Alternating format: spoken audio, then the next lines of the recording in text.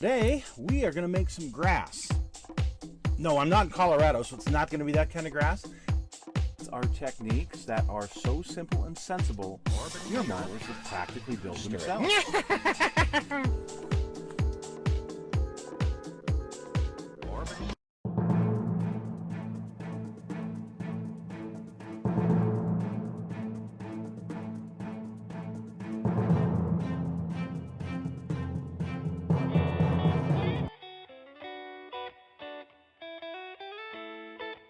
Well, folks, it's Mad Dog Merv, and welcome to the Kit Hoarder Stash.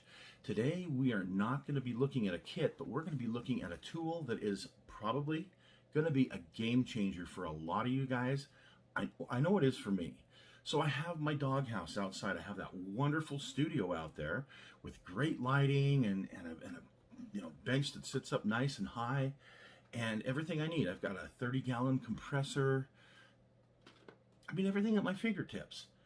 But we're in the end of January, and it's cold out there. So I'm in here. Okay, I got some projects I'm working on, but then it comes the time to paint. So I'm either going to go out there in the freezing cold and fire everything up and try and, make it happen, or I'm going to try and paint in the house. And that's probably going to be a problem because I can't haul my compressor in here. I could get a little portable compressor, I guess, and I have one, but it does make quite a bit of noise. Gee, what am I going to do? What is in this box is a total and complete game changer for a lot of us. And we're going to open it up and take a look at it right now. So here it is on the KitLinks website. Now, if you're local in Salt Lake, you can just go to MRS Hobby and get you one, like I did. But KitLinks is where the rest of you can get it. It's the company is called Hobby On, and it's the double action airbrush kit, gravity feed. And this thing is absolutely amazing. Look at the current price on it. Not bad at all for what you're going to get. And let's take a look at it and see what you are going to get when you order yours. We are going to open this bad boy up and see what's inside. First off, here's a color cup with a lid. Here's our compressor.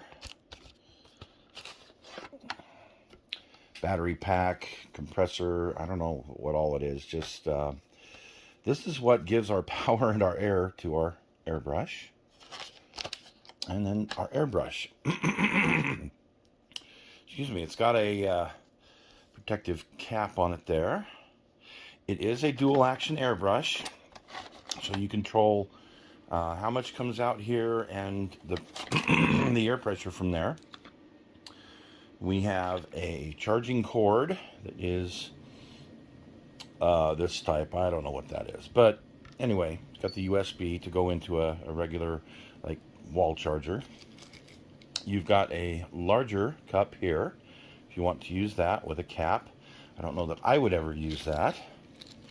And look at this, you've got a set of brushes, you've got a dropper, an eyedropper, and you've got this cute little tool here that is for the inside tip part here. It looks like you got some extra gaskets, which is really, really handy to have. And then a destruction manual. And here is the destruction manual. Before beginning, do this and do that and read this, and that's probably a really good idea, so I know how to hook it up and charge it, and how to mix my paint. Oh wow.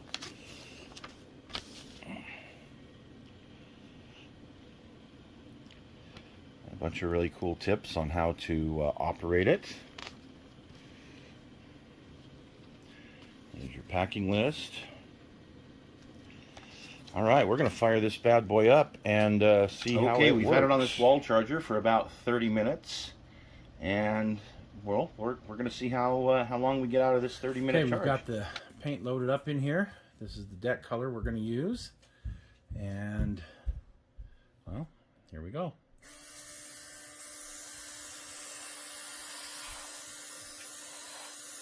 I did not thin this at all. This is just the Mission Models paint without thinner. Hi, Rocket. Rocket's decided to join us for our painting time. Ah, she changed her mind. See if I can get a little bit bigger fan on this.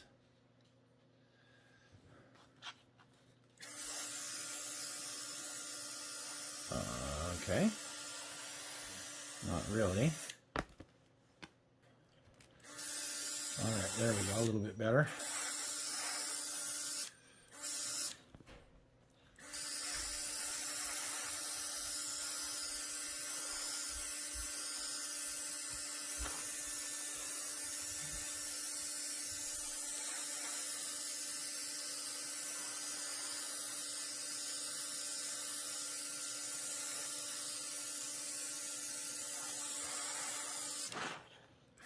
We'll check out later and see how this does as far as the finer detail work.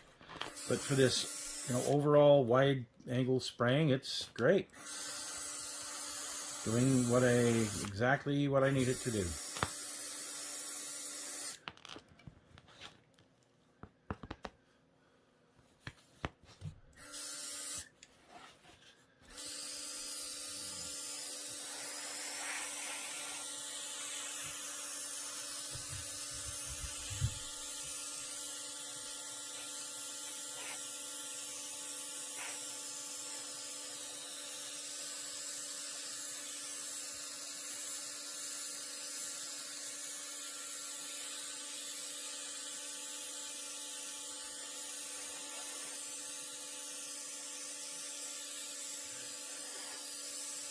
Well, we'll let that dry and we'll come back and give it another coat here in just a minute. Well, a few minutes. And here is what I've done so far. I've done these 4 1/350 scale ships that I've been needing to catch up on. 2 of the decks are blue, 2 of the decks are tan. I've done the hulls, and I've done the hull red on 3 of them. So it's lasted quite a while. Okay, so I'm going to do what I call field stripping now. I just finished spraying some Tamiya hull red, and it's still going. This thing is still going. So I'm going to clean it out just to show you guys how I do it. This is some 90% isopropyl alcohol. I've got just an old brush, and paper towel is what I'm using today. So first thing I'm going to do, I've already run some isopropyl through, and I've reamed this with with a paper towel, but there's still going to be some residue. As you can see,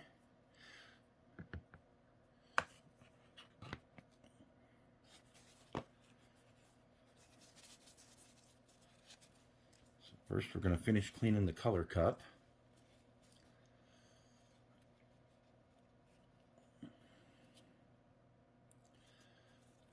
Make sure I get everything out of the color cup. Problem with acrylics that I've run into is they are definitely not real easy to clean. These things don't wash up very well. I use a myriad of chemicals if I need to clean them. Okay, it's pretty clean. Very simple. I'm gonna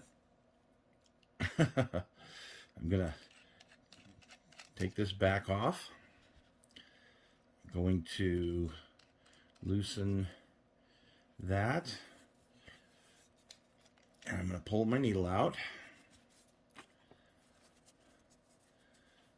clean it with some isopropyl alcohol, and inspect it and see, and it looks nice and clean.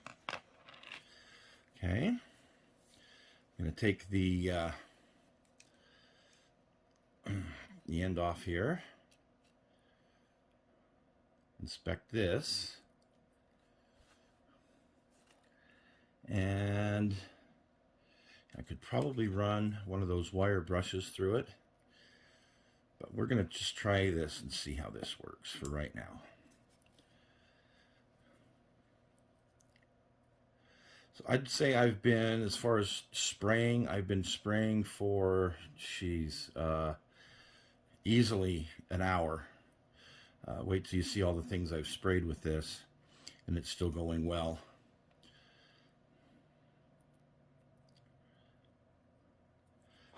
But the key, like any airbrush, is making sure that you clean, or keep it clean, and keep your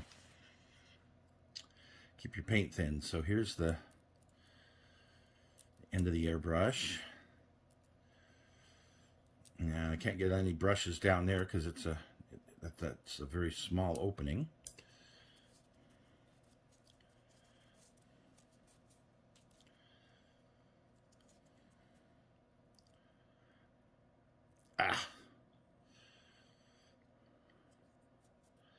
And upon inspection, that looks good. Now you can see on my tip I do have quite a bit of buildup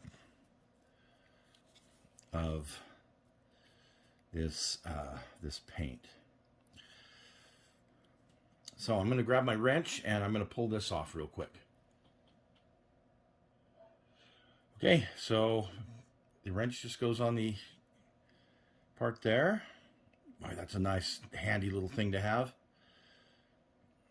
This is so similar to my Iwata.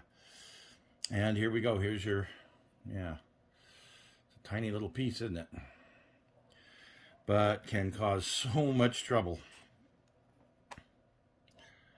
We're going to try and get down in there the best we can with our brush fibers. The one thing I've found that I usually have to do, wow, what a disaster, is get my needle and dip it in some alcohol and put it in there. Try and push out any contaminants that might be in there.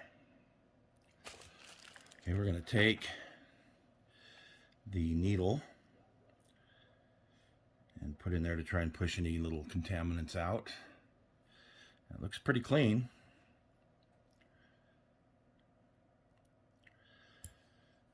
Wipe that off. Now I don't like putting that back on with the wrench. It's just too difficult for me with my old hands. Just easier for me to put it back in this way. Get it tight with the wrench.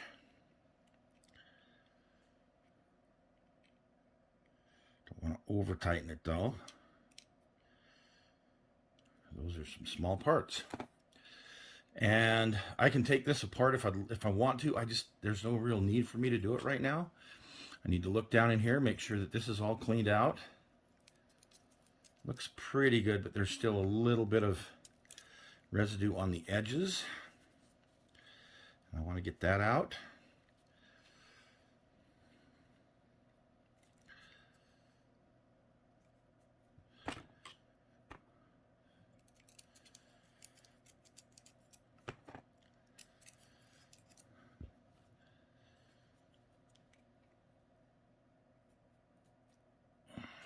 Okay.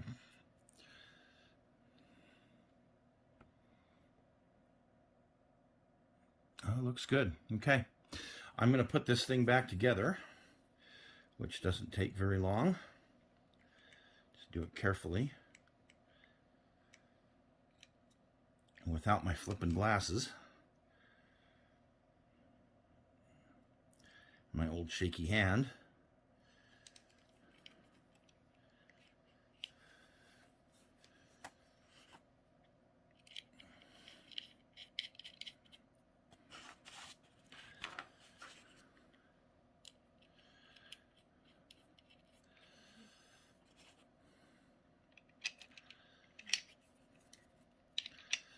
Yeah, too much coffee this morning, I'll tell you.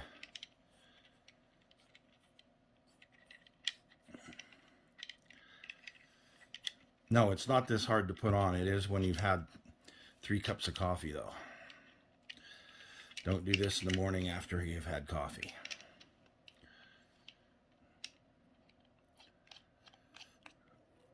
Tight, tight, tight. That's good. That's on there.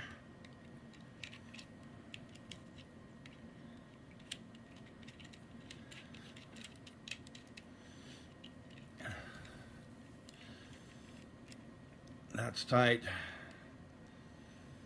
Okay. Yep, we are in business. Shoot a little bit of this alcohol out. Okay. There you go. Field stripped and ready to go.